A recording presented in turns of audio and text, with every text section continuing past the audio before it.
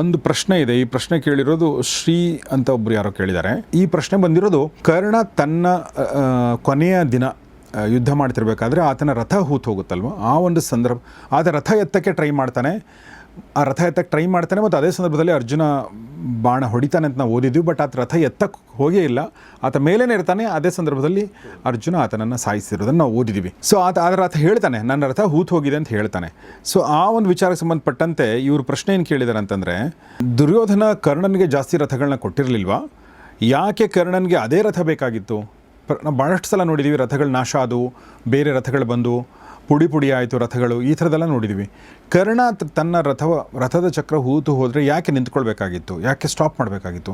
ಇನ್ನೊಂದು ರಥ ತರಿಸಿ ಅದರಲ್ಲಿ ಯುದ್ಧ ಮಾಡ್ಬೋದಾಗಿತ್ತಲ್ಲ ಅನ್ನೋದು ಪ್ರಶ್ನೆ. ತುಂಬ ಭಾಳ ಸೂಕ್ಷ್ಮವಾಗಿ ನೋಡಿದ್ದಾರೆ ಅವರು. ಇದು ಚೆನ್ನಾಗಿದೆ. ಇದು ಈಗ ದುರ್ಯೋಧನ ರಥ ಕೊಡೋದು ಅಂತಲ್ಲ, ಈಗ ಕರ್ಣನದ್ದೇ ಸೈನ್ಯ ಇರುತ್ತೆ, ಆ ಸೈನ್ಯ ಕೂಡ ಬಂದಿರತ್ತಲ್ಲ. ಕರ್ಣ ಒಬ್ಬನೇ ಯುದ್ಧಕ್ಕೆ ಬಂದಿಲ್ಲ, ಈಗ ಅವನ ಅಪಾರ ಸೈನ್ಯವೂ ಬಂದಿದೆ, ಅವನ ಹತ್ರಲ್ಲೇ ಬೇಕಾದಷ್ಟು ರಥಗಳಿರುತ್ತೆ. ದುರ್ಯೋಧನ ಅಂತೂ ಕೊಟ್ಟೆ ಕೊಡ್ತಾನೆ ವ್ಯವಸ್ಥೆಯಲ್ಲಿ. ಆದರೆ ಆ ಹಂತಕ್ಕೆ ಬಂದಿರಲಿಲ್ಲ ಅಲ್ಲಿ. ಅಂದರೆ ನಮಗೆ ಆವಾಗ ಕರ್ಣನ ವಧೆ ಆಗಿದ್ದರಿಂದಾಗಿ ಅದು ಅಂತಿಮ ಘಟ್ಟ ಅಂತ ನಮಗನ್ನಿಸ್ತಾ ಇದೆ. ಅಲ್ಲಿ ಯುದ್ಧ ನಡೀತಾ ಇರುವಾಗ ಅದು ಸಹಜವಾದ ಒಂದು ಇದೇನೆ. ಅಂದರೆ ಇನ್ನೊಂದು ರಥವನ್ನು ತೆಗೆದುಕೊಂಡು ಬರಬೇಕಾಗುವಂಥ ಸನ್ನಿವೇಶ ಕರ್ಣನಿಗೆ ಅನಿಸಿರಲಿಲ್ಲ. ಅದು ಅವನು ಯುದ್ಧ ನಿಲ್ಲಿಸ್ಬೋದಾಗಿತ್ತು. ಅವಾಗ ಅವನು ಯುದ್ಧ ನಿಲ್ಲಿಸಲಿಲ್ಲ. ನಾವು ನೋಡಿದ್ದೇನು ಅಂತ ಕೇಳಿದರೆ, ಹೊರಗಡೆ ಪ್ರಚಲಿತವಾದ ಕಥೆಗೂ ಮೂಲ ಕಥೆಗೂ ಇರುವ ವ್ಯತ್ಯಾಸ ಎಲ್ಲಿ ಅಂದರೆ, ಹೊರಗಡೆ ಪ್ರಚಲಿತವಾದ ಕಥೆ ಅವನು ಶಸ್ತ್ರಾಸ್ತ್ರಗಳನ್ನು ತ್ಯಾಗ ಮಾಡಿ ಕೆಳಗಿಳಿದು ಇದನ್ನು ಎತ್ತುತ್ತಾ ಇದ್ದಾಗ ಬಾಣ ಹೊಡೆದು ಕೊಲ್ಲಲಾಯಿತು ಅಂತ.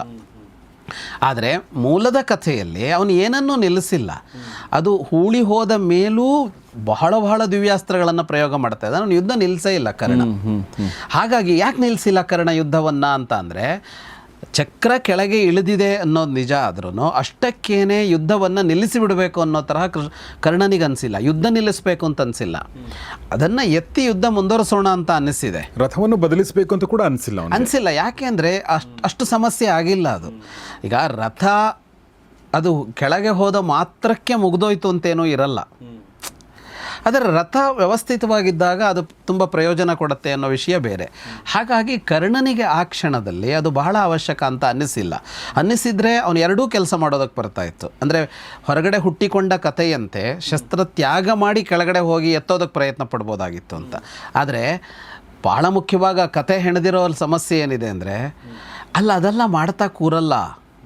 ಇನ್ನೊಂದು ರಥ ಬರುತ್ತೆ. ಇವ್ರ ಪ್ರಶ್ನೆ ಕೇಳಿದಾಗೇ ಅದು ಕೆಳಗಡೆ ಭೂಮಿಯಲ್ಲಿ ಗಾಲಿ ಭೂಮಿ ಒಳಗೆ ಹೋದರೆ ಅದನ್ನ ಯಾಕೆ ಎತ್ತುತ್ತಾ ಕೂತ್ಕೋತಾರೆ? 1000 ರಥ ಇರುತ್ತೆ ಅಲ್ಲಿ, ಇನ್ಯಾವುದೋ ಒಂದು ರಥ ಬರುತ್ತೆ.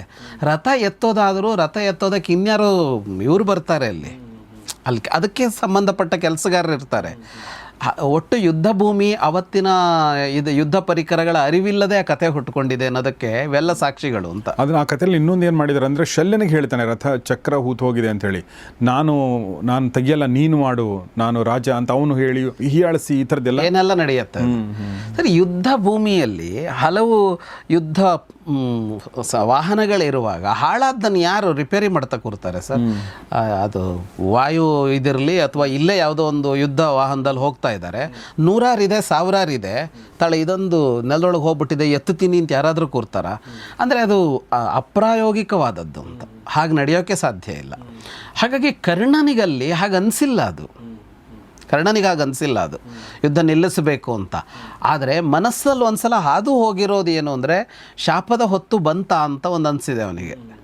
ಆದರೆ ನೀನು ಸಾಯುವಾಗ ರಥ ಹೂತು ಹೋಗಿರತ್ತೆ ಅಂತ, ರಥ ಹೂತು ಹೋದಾಗಲೆಲ್ಲ ಸಾಯಬೇಕು ಅಂತಲೂ ಇಲ್ವಲ್ಲ. ಈಗ ಶಾಪ ಫಲಿಸೋದು ಅಂದರೆ ಏನು? ಈಗ ಕರ್ಣನ ರಥ ಸಹಜವಾಗಿ ಒಂದು ಯುದ್ಧದಲ್ಲೋ ಇನ್ನೊಂದು ಕಡೆಗೂ ಹೋಗುವಾಗ ಎಷ್ಟೋ ಕಡೆ ನೆಲದಲ್ಲಿ ಅದು ಸಿಲುಕಿಕೊಂಡಿರ್ಬೋದು. ಯಾಕೆ ಅಂದರೆ ಈಗಿನ ಥರ ಟಾರೋ ಇನ್ನೊಂದೋ ಕಾಂಕ್ರೀಟ್ ರೋಡೋ ಇರಲಿಲ್ವಲ್ಲ, ಮಣ್ಣಲ್ಲೇ ಅವರು ಹೋಗ್ತಾ ಇದ್ರು.